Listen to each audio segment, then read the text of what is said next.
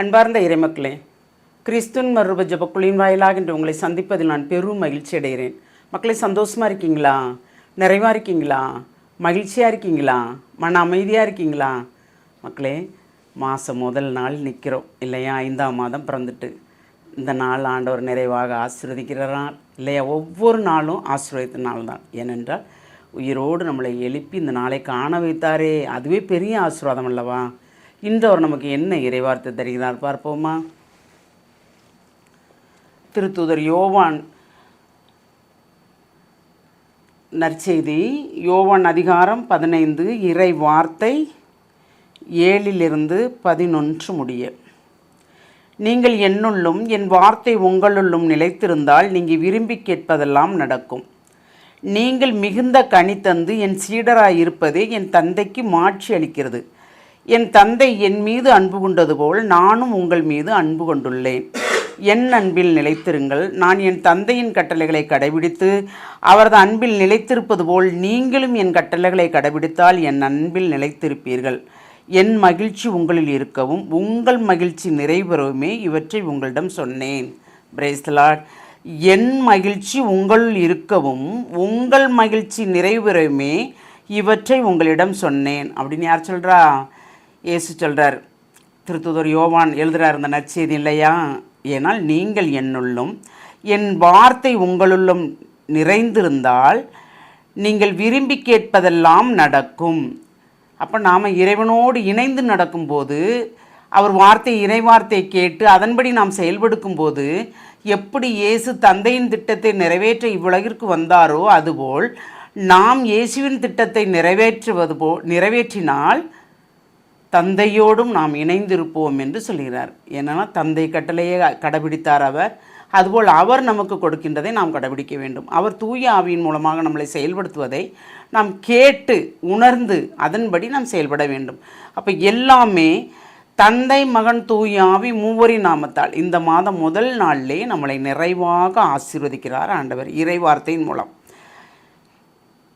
நீங்கள் மிகுந்த கனி தந்து என் சீடராய் இருப்பதே என் தந்தைக்கு மாட்சி அளிக்கிறது. நாம் இறைவனோடு இணைந்து இருக்கும்போது நிறைய கனி, அதாவது நற்செய்கள் செய்யும்போது அதுவே மிகுந்த கனியாக நமக்கு அமைகிறது இல்லையா? அப்போது இயேசுவோடு நாம் இணைந்து நடக்கும்போது எல்லாமே நிறைவாக இருக்கும். அவர் நம்மிடம் எல்லாமே சொல்லி தான் செய்கிறார். இதை செய்கிறேன், இதை நான் உனக்கு தருகிறேன், நீ இப்படி நட என்று நமக்கு உணர்த்துகிறார், பேசுகிறார். நாம் தான் எதையுமே அறியாதது போல் நாம் இருக்கிறோம் இல்லையா? தந்தை இயேசுவின் மீது அன்பு கொண்டு இவ்வுலகிற்கு தன் மகனையே தாரை வார்த்தது போல் இயேசு நம்மீது அன்பு கொண்டு உங்களையும் என்னையும் நற்செய்திக்கும் நல்ல செயலுக்கும் அனுப்புகிறார். நாம் எந்த பணியில் ஈடுபட்டாலும் இயேசுவை மனதில் வைத்து நாம் ஈடுபடும்போது செயல்படும்போது எல்லாமே நிறைவாக இருக்கும். அவரோடு நாம் இணைந்து நடத்தால்தான் நம்ம மிகுந்த கனி தர முடியும். அவரோடு இணைந்து நடக்கவில்லை என்றால் நம்மளால் மிகுந்த கனி தர முடியாது. சொல் ஒன்றும் செயல் ஒன்றும் இருந்தால் நம்மளால் ஒன்றுமே சொல்ல முடியாது, செய்யவும் முடியாது இல்லையா? ஏனென்றால் சொல்வது ஒன்றாக இருக்கும், செயல்பாடு ஒன்றாக இருக்கும். அதுவல்ல, இறைவனோடு ஒன்றித்திருக்கும் போது பிறர் நம்மளை கண்டுகொள்ள வேண்டும். நம் சொல்லிலும் செயலிலும் நடத்தையிலும் இவர்கள் இறைவனுக்கு சார்ந்தவர்கள், உகந்தவர்கள், இறை சித்தம்படி நடப்பவர்கள் என்று தெரிய வேண்டும். அதுபோல் நாம் பிறருக்கு உகந்த மக்களாக வாழ வேண்டும். பிறரை ஆற்றவும் தேற்றவும் திடப்படுத்தவும் தாங்கவும் தப்பிக்கவும் ஒவ்வொரு காரியங்களிலும் அவர்களை நிறைவாக கொண்டு செல்லவும் அவர்களை ஆற்றுப்படுத்தவும் நம்மளால் இயன்ற உதவி அவர்களுக்கு செய்யவும்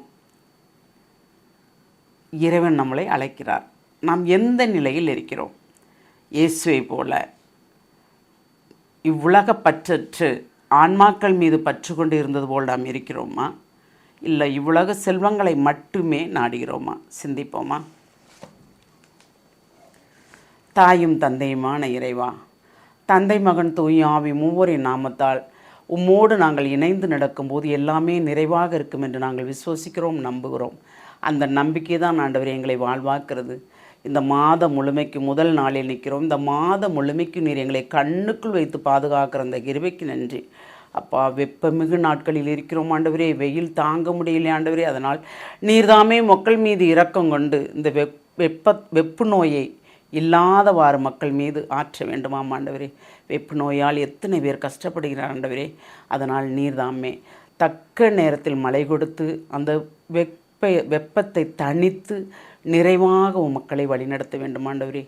நீர் நினைத்தது அனைத்தும் செய்து முடிப்பவர். மக்கள் மீது இரக்கமாயிரும். உம்மை தேடுகிறவர்கள் நாடுகிறவர்கள் என்னென்ன கேட்கிறார்கள் அதையெல்லாம் நீர் கொடுப்பீர் ஆண்டவரே. நாங்கள் விசுவசிக்கிறோம். அந்த விசுவாசத்தின் பேரில் எங்கள் அனைவரையும் முழுமையாக உம்முடைய இரக்கத்துக்குள் ஒப்புக் கொடுக்கிறோம். ஜெபம் கேட்கும் நல்ல பிதாவே. ஆமேன், ஆமேன், ஆமேன்.